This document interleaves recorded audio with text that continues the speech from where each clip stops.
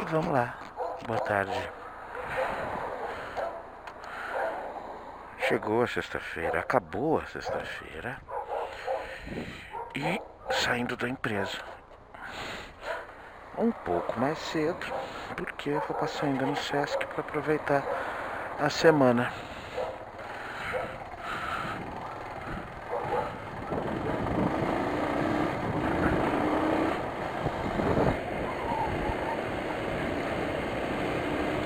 Então,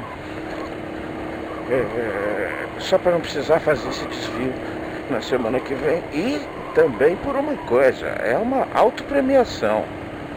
Me dá alguns minutinhos a mais só, chegar um pouquinho antes em casa só, não é quase nada. Mas, rotina cumprida à risca, perfeitinha, prazo certinho, relação bancária encaminhada há 10 minutos atrás.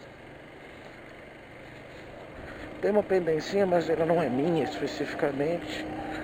Um dos meninos, se ainda trouxerem hoje a resolução, resolve, que é uma das relações bancárias de uma das empresas pequenas, que é grande eu faço. E não era para eu ter vindo por aqui, né? Eu preciso estar na rua lá embaixo, que eu já não lembro qual é. Mas enfim, eu tento me virar aqui, tento lembrar qual é a rua. E vamos lá. Em algum momento eu chego.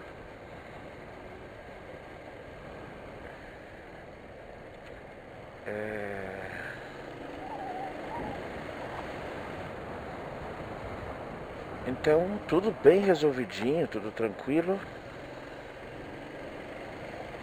Semana que vem eu quero também usar um pouco dos dias pra... Eu acho que não é essa não. Deixa eu descer mais uma aqui e ver se é isso. A próxima que eu puder entrar. Também eu quero ver, pedir pra minha mulher, acho que ela não lembrou de fazer, né? Pra marcar, agendar os exames médicos que eu tenho pra fazer. Será que é essa? Bom, eu vou por essa, tá? Eu vou por essa. Que é lá na frente, é bem lá na frente. São 2 ou 3 quarteirões lá. Aqui já ficou mão única, já ajuda a melhorar. Mas vamos ver. Eu vou lembrar qual é a rua quando eu estiver nela.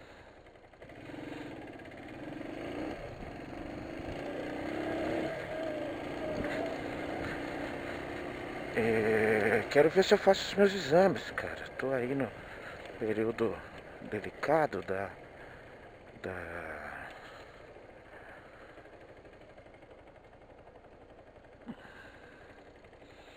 do convênio médico, né? Então preciso tentar aproveitar isso.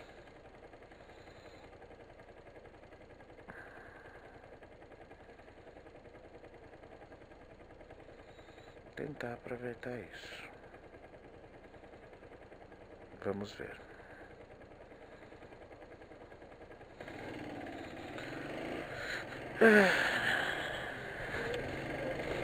Peguei nenhum assunto específico assim, não.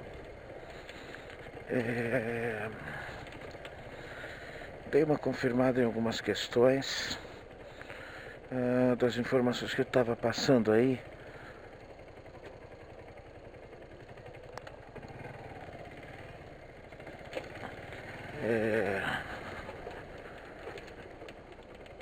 Em 2010 não, cara, em 2013 o Corinthians, eu acho que é essa rua aqui, o Corinthians foi 10º lugar no Campeonato Brasileiro. Foi realmente aquela última partezinha mesmo. Eu acho que é essa, Diogo de Faria. Será que é Diogo de Faria?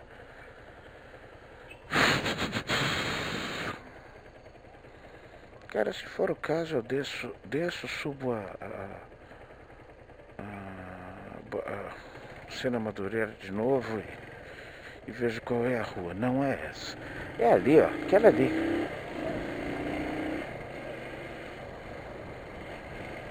Deixa eu ver se é essa mesmo. Qual que é essa? É essa sim. Otones. Pronto, achei a rua. Achei a rua.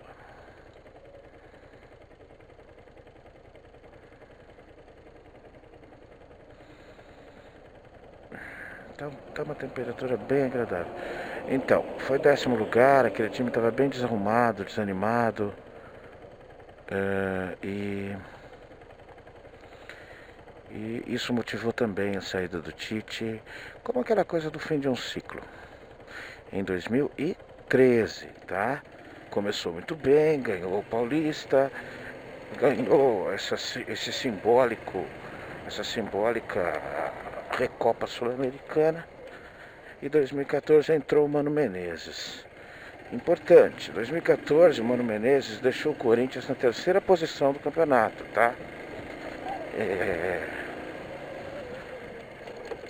Mesmo não agradando, não deixando tudo... Existia também uma briga ali de diretoria, tá? Uma parte gostava de um, outra parte gostava de outro e tal. O Inter tentou trazer o Tite, o Inter de Porto Alegre, mas ele acabou por escolher o Corinthians, gerando um pouquinho mais de... Como é que se fala? De magoazinha, porque o Inter é um time magoadinho com o Corinthians. Outra hora eu falo sobre isso. Isso aí vem desde lá de 2005, talvez até um pouco antes. Mas existe mesmo uma magoazinha, desculpa falar, mas assim, é bem pejorativo, uma bichice do Inter de Porto Alegre em relação ao Corinthians. Mas deixa isso com eles. Tive discussões até com queridíssimo amigo Rafael René. Então, não posso nem pensar em perder uma consideração de alguém tão grande, tão importante como é Rafael René. Um dia eu falo sobre ele. Quero corrigir informações também. O Corinthians foi eliminado da Libertadores de 2015 pelo Guarani do Paraguai. Foi o começo, foi a vinda do Tite, foi o retorno do Tite em 2015, tá? O Mano ficou no Corinthians só em 2016, tá?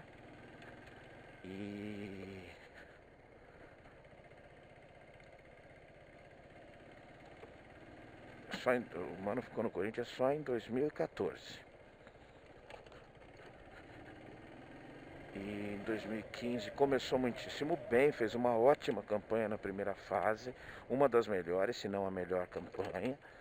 E até o pessoal que estava acostumando falar que o Tite virou um revolucionário em 2015, quando ele chegou, o Corinthians mudou de cara, ele refez o grupo muito rapidamente, enfim, tal. E aí quando chegou nessa segunda fase aí, já pegou esse time, teve umas mancadas graves.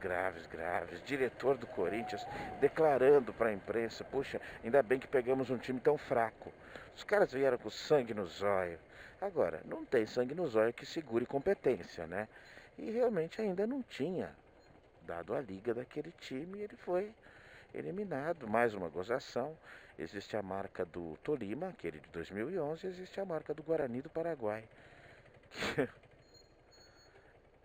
Que é muito tirado sarro por torcedores de outros times, com toda razão. Nunca foi nada, pelo menos até hoje, não se tornou um grande time e está longe disso. Foi em 2015 que o Corinthians saiu pelo Guarani do Paraguai. E foi em 2016, foi campeão brasileiro, automaticamente classificado para a Libertadores, e perdeu na segunda fase para o Nacional do Uruguai. Foi, se eu não me engano, nos pênaltis. Parece que, pelo que eu vi lá, foi 0x0 e 2x2, alguma coisa assim. Não foi nos pênaltis não, foi 0x0 lá e 2x2 aqui. 2x2, eles fizeram 2 gols fora de casa, não conseguiu, foi eliminado. da Libertadores em 2016. Mais uma correção aí. E aí, para se continuar essa história, já cheguei na rua do Sesc.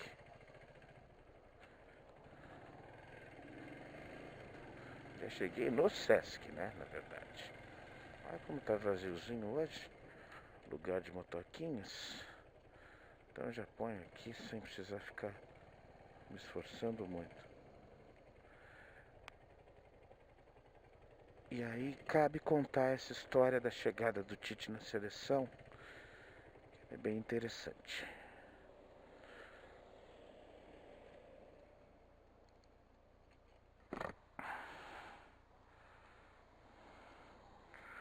Até daqui a pouco. Prontinho. Carteirinhas retiradas. Agora caminho de casa. Agora sim, caminho de casa. Provavelmente mais uns 30 e pouquinhos minutos. De 33 a 36 minutos. Sem nenhum contratempo específico, né? Eu gosto dessa ruazinha, gosto desse lugar aqui.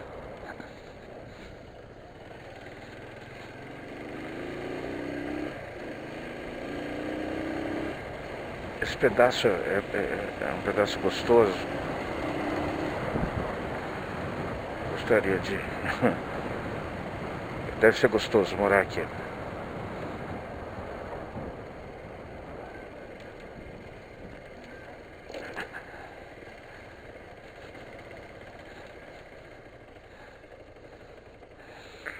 aqui que eu vou ter que esperar andar.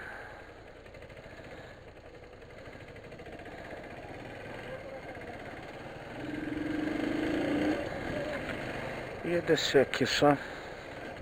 Conselheiro Rodrigues Alves. Aqui pra cima está Domingos de Moraes, ó. Bem aqui em cima, na verdade, né? Acho que é isso.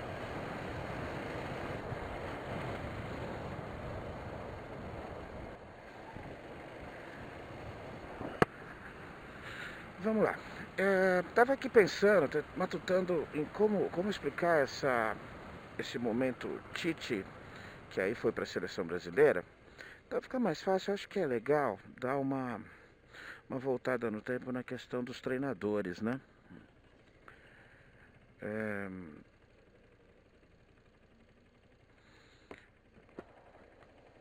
Uma breve narrativa em relação à seleção brasileira.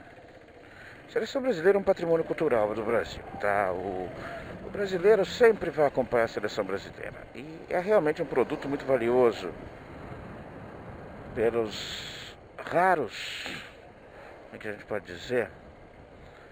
Raros motivos que a gente tem para se orgulhar. Eu gostaria de me orgulhar por outros motivos, né? O Mauro colocou isso esses dias no WhatsApp. Os canadenses não conseguiram ir à Copa, eles devem estar muito chateados com isso, de ter o maior PIB do mundo, a menor índice de injustiça social, a menor índice de desemprego, enfim. Eles devem realmente se preocupar muito com a Copa do Mundo. Mas,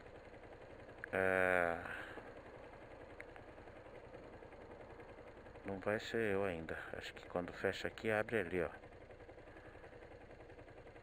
Acho, não lembro. Então, eu vou dar uma voltada aqui em um momento específico que Copa do Mundo é o auge do momento do futebol. Opa, era o meu mesmo. E 2002 foi o último sucesso na Copa do Mundo com Luiz Felipe Scolari. Um momento que ele tinha vindo de ótimas conquistas pelo Palmeiras, conquistou Libertadores inédita para o time. Enfim, fez um papel realmente competitivo, um papel correto na direção técnica do futebol do Palmeiras. E futebol é momento, o técnico da seleção brasileira também é momento. Depois de 94, campeão. 98, com um time até considerado por muitos mais forte do que o de 94. Nós fomos vice-campeões, perdemos de 3-0 para a França, enfim. A história mal contada do Ronaldo, que virou, muitos ainda acreditam nessa teoria da conspiração, de que o Brasil vendeu a Copa. A coisa tão descarada que chegaram a mandar de novo, reformularam essa história do Brasil vender a Copa da França para o Brasil vender a Copa agora para a Alemanha, o 7-1. Assim, só trocaram personagens, é uma coisa bem babaca mesmo. Se alguém teve alguma dúvida em algum momento, tirou toda depois de alguns anos, né? Mas enfim. E aí foi feita uma reformulação e o Brasil teve muita dificuldade nas eliminatórias para a Copa de 2002. Muita dificuldade. Eu não me lembro exatamente quem era o técnico. Não me lembro. E acabaram por chamar o Filipão. E o Filipão foi enfático numa questão muito forte. Ele sempre teve um temperamento muito forte, isso é claro. E por algum motivo comportamental, ao que parece, usaram uma desculpinha besta, esfarrapada de lesão e cortaram o Romário da Copa do Mundo.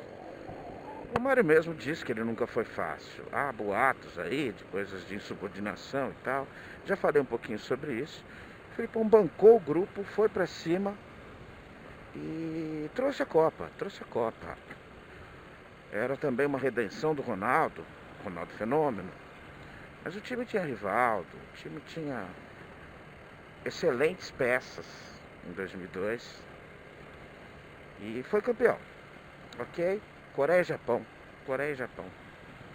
Inclusive um simbolismo muito forte, sempre foram durante muito tempo inimigos e tal, e foi mais uma celebração da relação entre os dois países também, coisa que o oriental sabe fazer muito bem quando ele quer.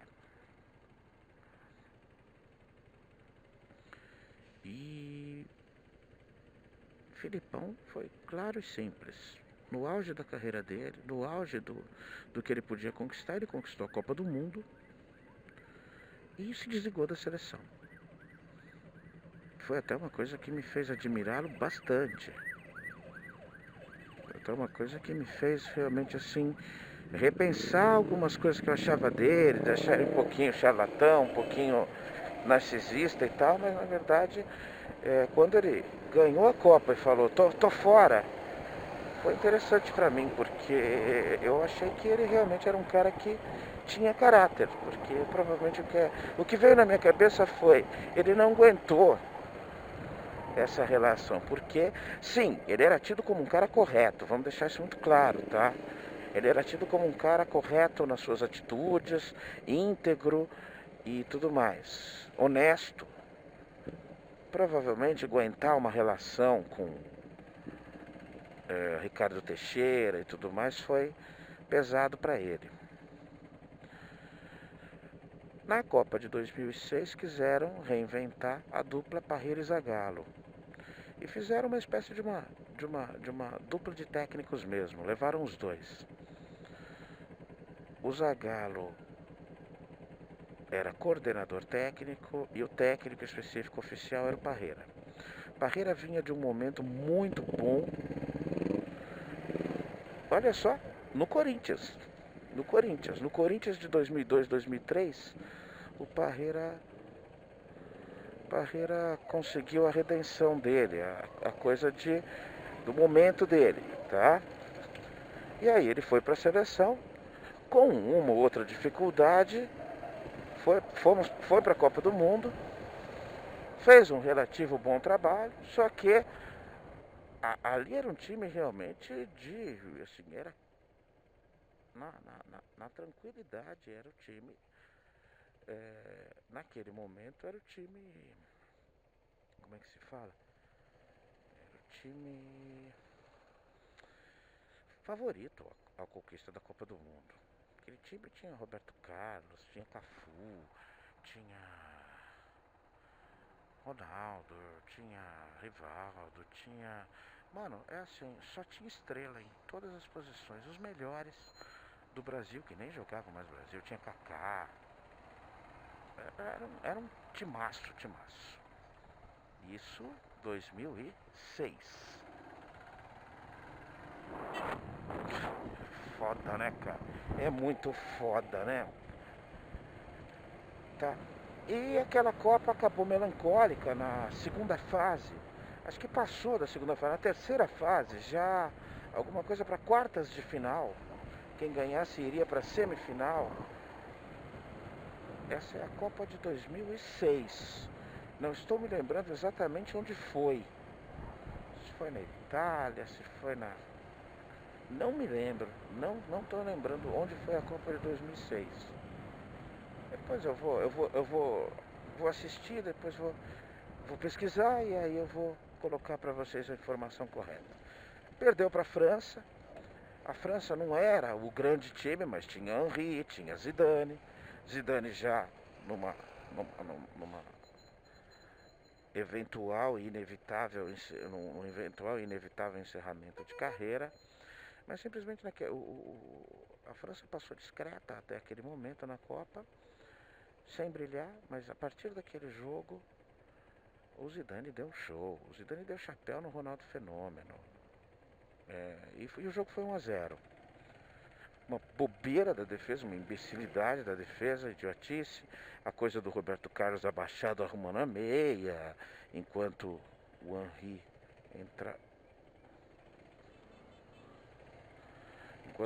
entrava ali, enfim, um monte de teoria idiota, mas enfim, foi só um jogo que perdeu porque não jogou bem e assim por diante.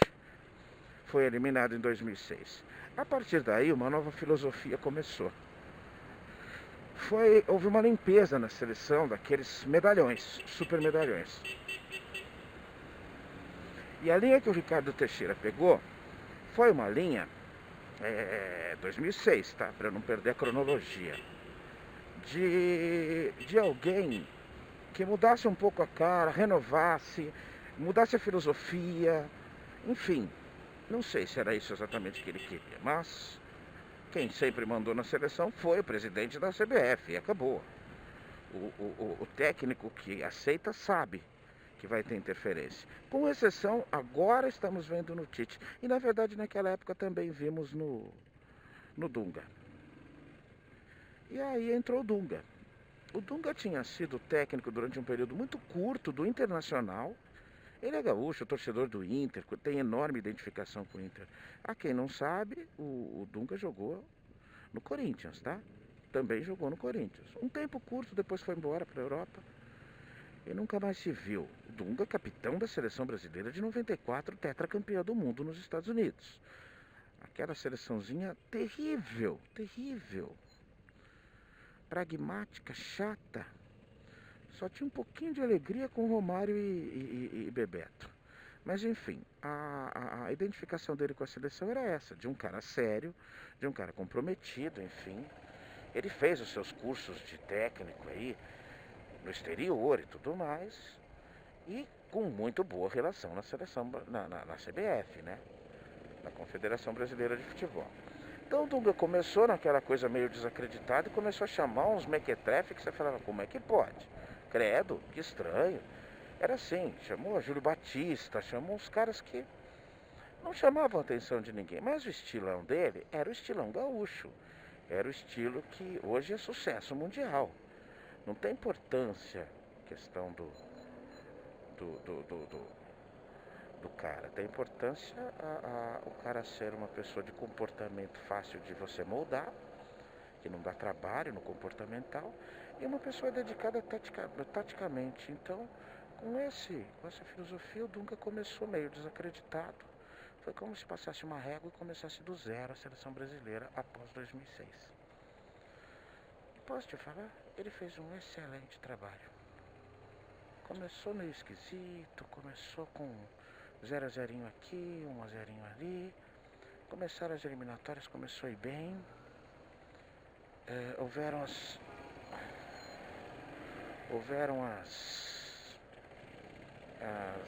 as Copas Américas, né? Ele participou de duas, ele ganhou as duas. Não perdia para time grande nenhum. E aquele time foi encorpando. Nunca foi de dar grandes espetáculos. E, claro, para contrabalancear essa coisa do time só retranqueiro, só de jogadores mais brutos e de marcação e taticamente corretos, ele tinha o Robinho e o Kaká. No melhor da fase deles. No melhor da fase deles. E esse time, a lendária virada sobre a Argentina na final daquela Copa América do Tevez, o Tevez fazendo firulinha, tomou o gol de empate do Adriano. Adriano Imperador, cara. Estranho, né? E aí em 2010 o Adriano não foi nem pra Copa. Em 2006 ele era um dos atacantes titulares, era ele e o Ronaldo, eu acho, que era o tal do quadrado mágico, né? Ronaldinho Gaúcho, Adriano e Kaká. Acho que era isso. Não deu certo, né? Deu pra perceber. E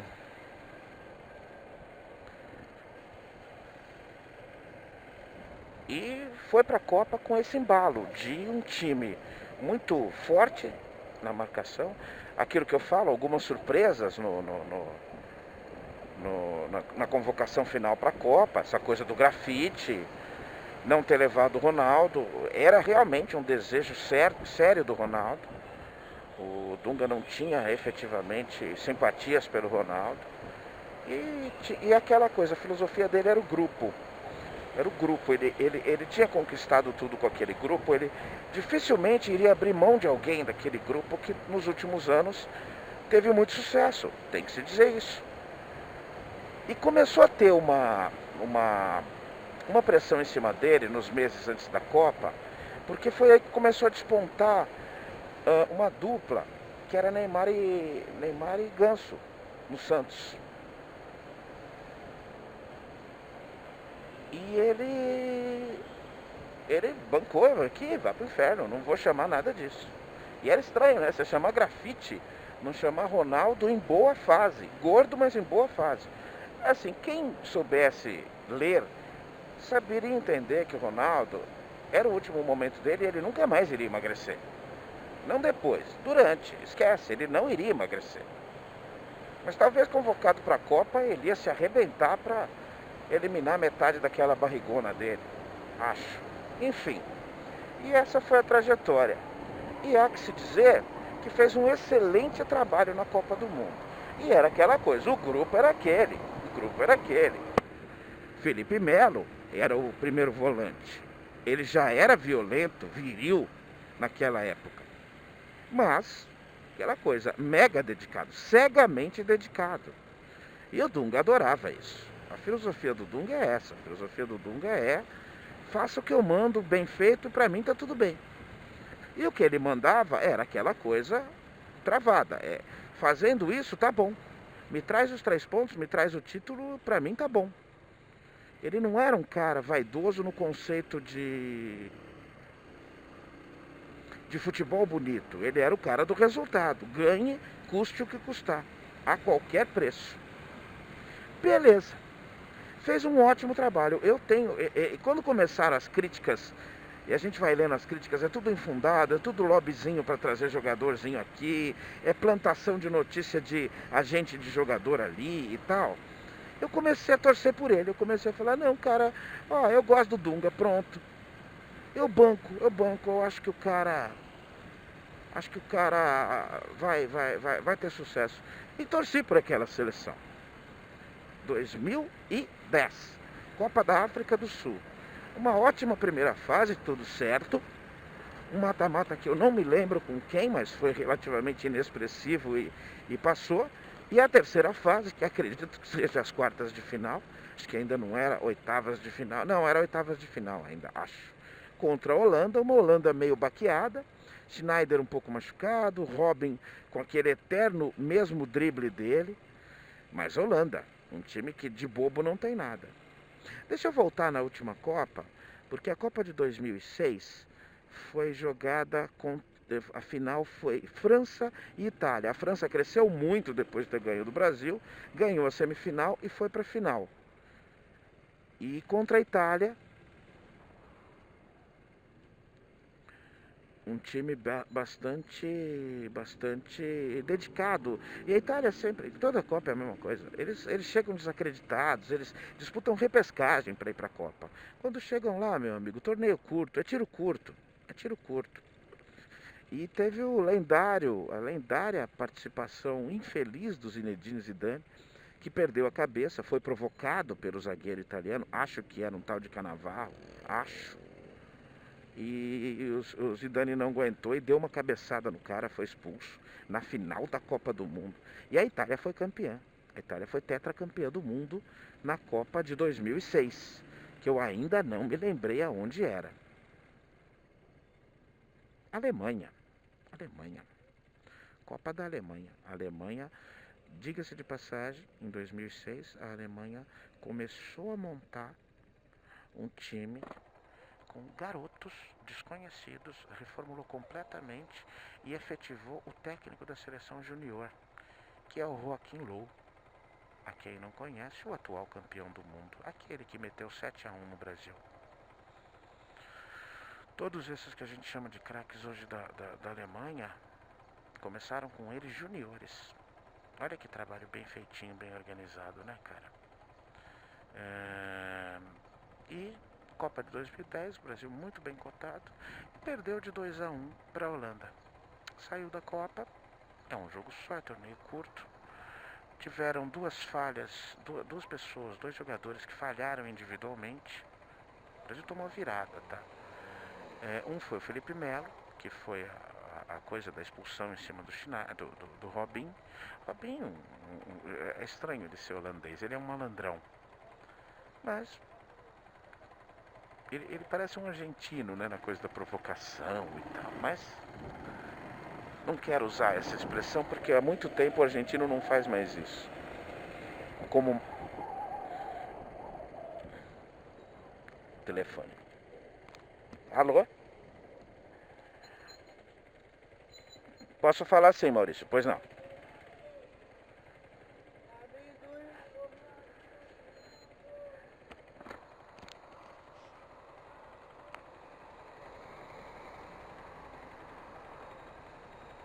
Nossa, Maurício, a ligação tá cortando o tempo todo. Me faz um favor, tenta me ligar de novo, vamos ver. É que eu tô no celular direcionado, mas eu não consigo te ouvir praticamente nada. Você me liga novamente? Tá bom? Obrigado.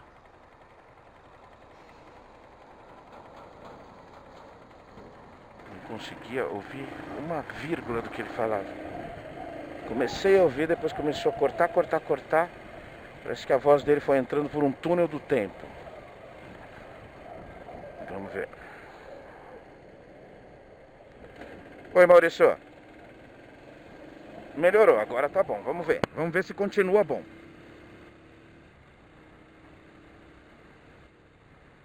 É.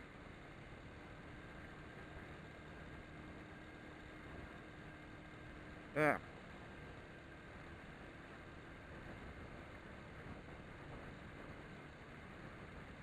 Olha. Tá. Tá bom, me faz um favor. Eu ainda volto a trabalhar hoje. Eu chegando em casa ainda abro o computador. Manda um e-mail para mim. Eu acredito que eu não tenha pronto, mas dependendo do prazo que você me der, a semana que vem é uma semana mais tranquila. Se você me der 1 ou 2 dias, eu consigo preparar, atualizar um para você, que eu não tenho mais usado. A diretoria não tem pedido, então eu não tenho atualizado há bons meses, tá bom? Tá bom, Maurício.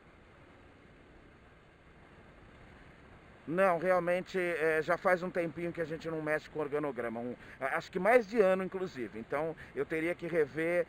Se você tiver manda para mim alguma coisa em arquivo que eu posso até atualizar.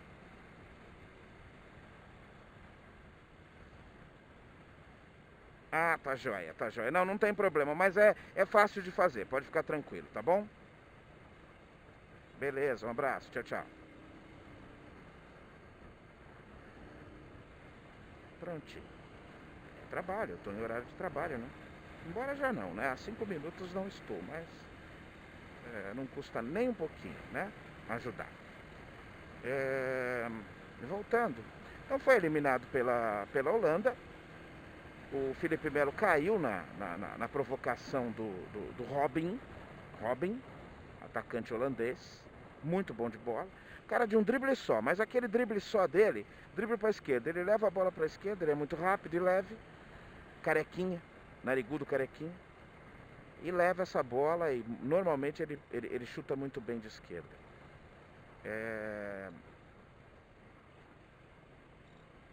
E o Júlio César. Júlio César, super goleiro, na época o melhor goleiro do mundo, não tenho dúvida disso, goleiro titular da Inter de Milão, com a Inter de Milão no auge. E ele falhou, os dois gols da Holanda, ele saiu mal da bola, saiu chutando, socando tudo e socou errado, enfim. Fiquei infeliz. É um jogo só, cara, é muito infalível um campeonato assim. Tanto que a Holanda foi, na Copa de 2010,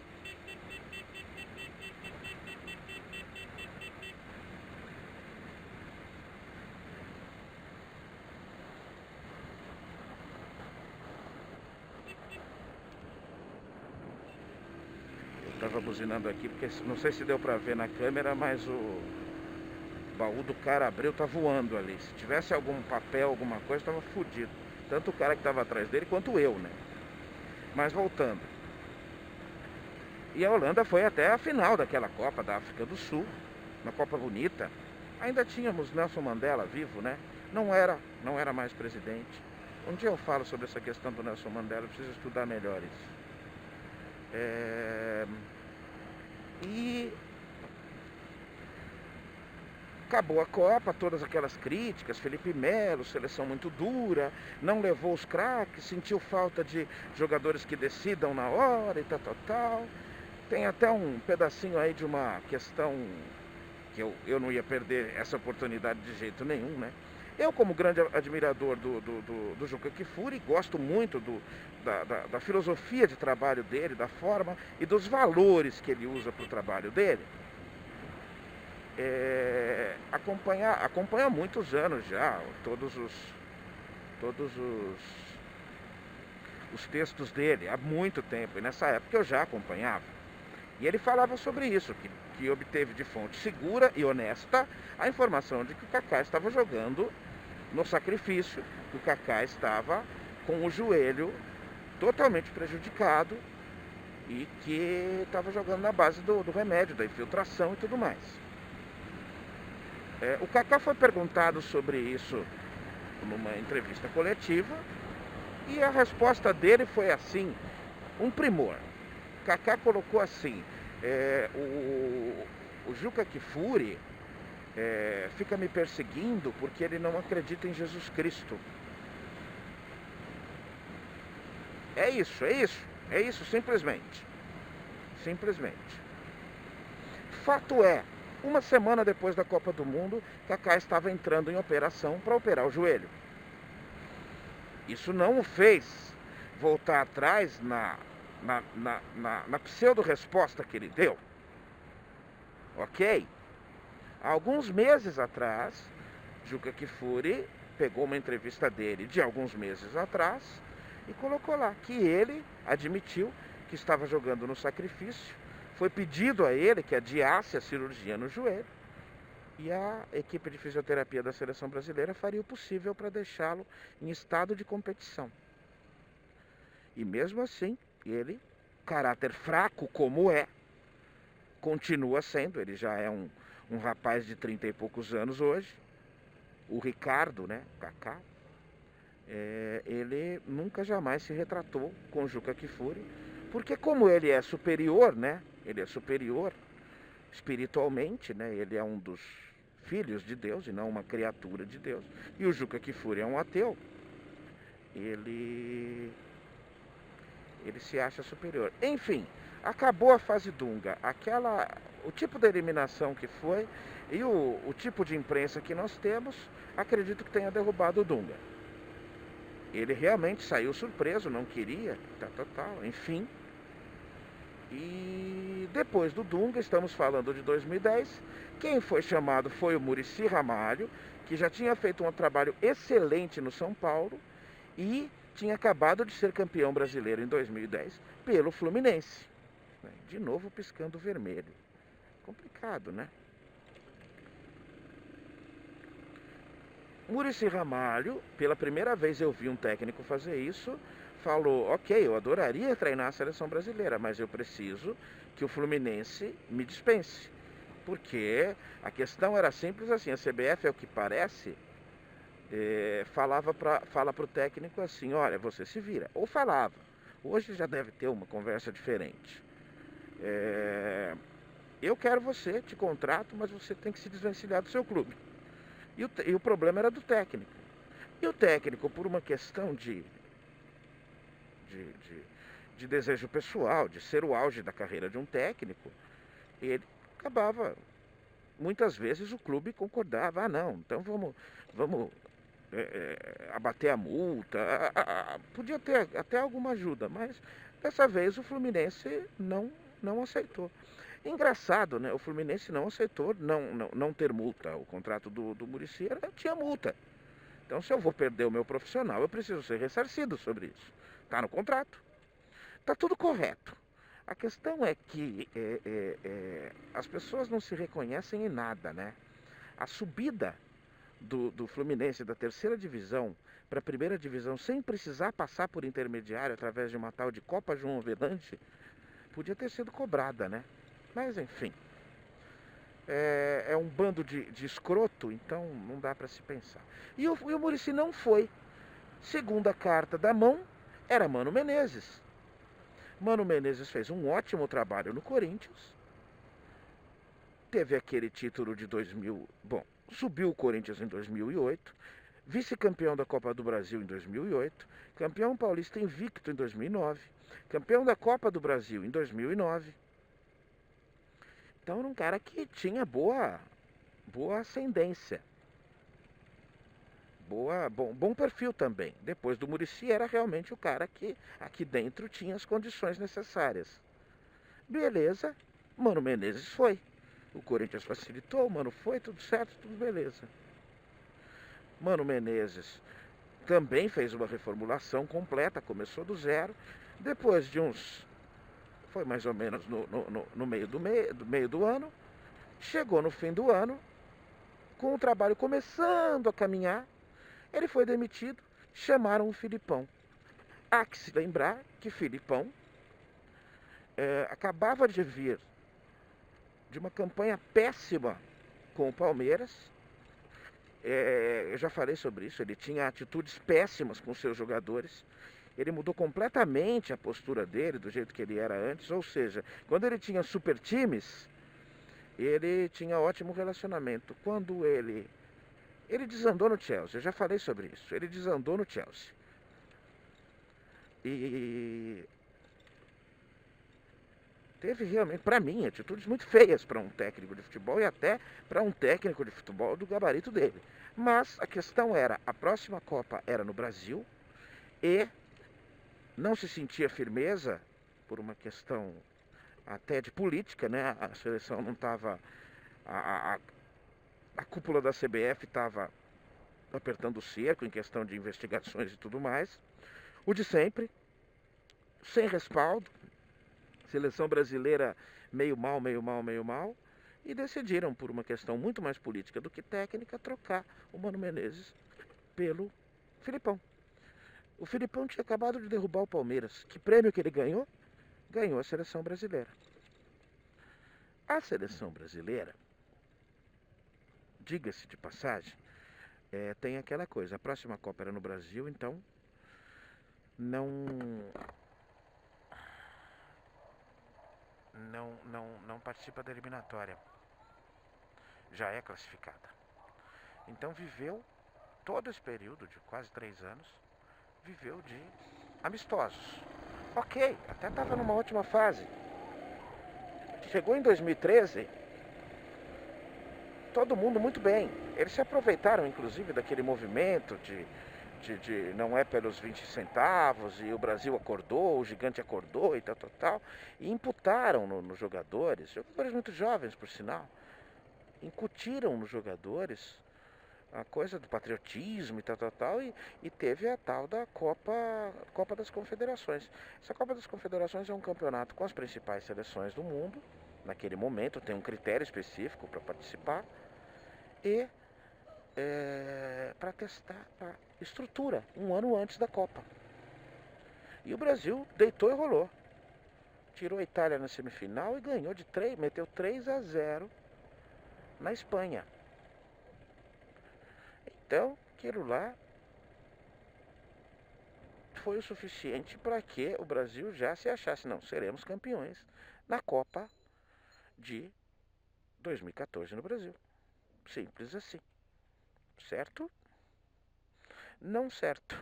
Segunda-feira continuaremos. Esse assunto é legal. Pra mim. Eu peço desculpa aos milhões e milhões de assinantes aqui, de seguidores do canal. Mas, como hoje eu não tinha pego nenhum, eu queria também baixar o nível de irritação e de... Olha, meu pitoquitos! Tudo bem? Fala tchau aqui, ó. Beijo. Tchau. Beijo. Tchau. Fofinho.